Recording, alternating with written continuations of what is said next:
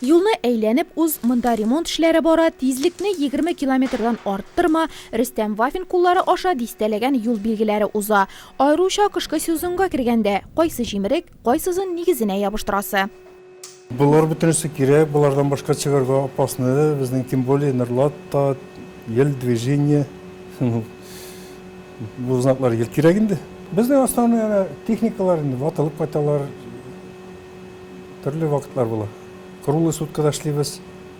Юл билгесен ясарга яисә грейдер пычагын алыштырырга кирәк булса, барысы да Рөстәм Вафин мастерскойына юл тота. 5нче ел эретеп ябыштыручы булып эшләүче оста предприятиедә килеп туган күп җитешсезлекне шишәргә сәләтле, әмма барысында түгел, ә биредә проблемалар бар.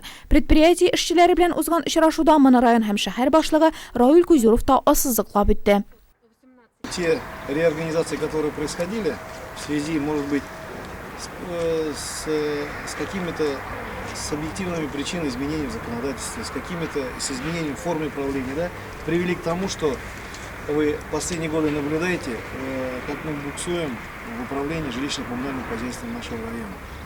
И сейчас руководством района, лично мною, делается все то, чтобы мы работу работника жилищно-коммунальной сферы, то есть это вас непосредственно, поднять ее на уровень, чтобы с нами считались, нас уважали. Кышын юлларга сибәргә дип предприятиедә 500 тонналап ком һәм 40 тонналап тоз әзерләп куйганнар. 20ләп машина йөртүче һәм тракторчылар үз техникаларын тәртипкә китергән. Кыш ул тиз генә килеп җитә. Менә уйлаганда, уйлыйсың, җай рас кына килә дә, уже октябрь, ноябрь карда төшкәндә сизмәдә каласың. Кыш җитә башласа, безнең җыкларган юк инде. Гелтәртәрә карап торыш, кар җавымы, буран китәме? Кар жауса, буран китсә, шәгып техниканы карап әйләнәбез дә, техникаларын күтәргән, малайларга звонок белән уже алар дежурда торалар, көтеп торалар, кем кайчан звонит икән дип, нәрсә икән, алар тоже җыкламыйлар инде. Башта вакытта урын, аннан соң бер рәнеп киткәч китә инде ул, теге җайланып, һәрберсебез ни белән бара, иштегергә агымы белән, ни кирәк икән, кая тоз сибәбез, кая песок сибәбез, кая тартабыз, кая күп нидә тротуарлар, нидә буенча.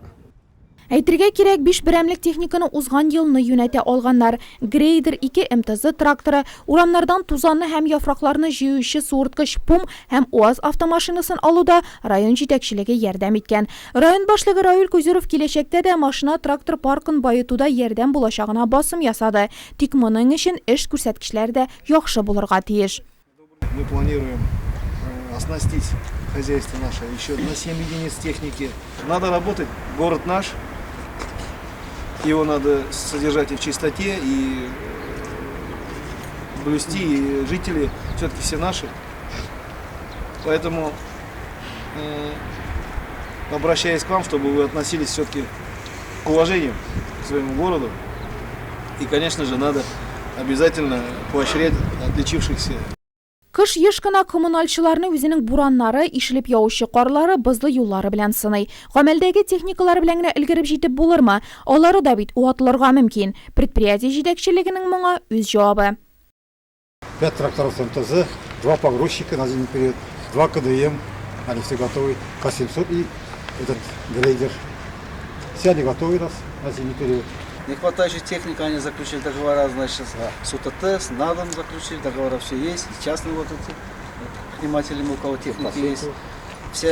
Весь город, значит, поделили на 4 части, в 7 микрорайонах. Они старше там есть, старше мастера и закрепился техника по микрорайону. Очрашуда район башлыгы Равил Кузюров шулай ук эшчеләрнең хезмәт хаклары белән дә кызыксынды. Төзек һәм җитәрлек күләмдәге техникалар булу белән бер рәттән, монысы да исән-имин кышлауны тәэмин итүче мөһим фактор. Лаеклы хезмәт хакы алганда гына кеше тырышып һәм бирелеп эшләргә сәләтле. Алда көтеп торган озын һәм салкын кышта нурлатларга сыйфатлы хезмәт күрсәтер өчен коммуналчыларга йокысыз төннәр уздырырга кирәк булачак әле.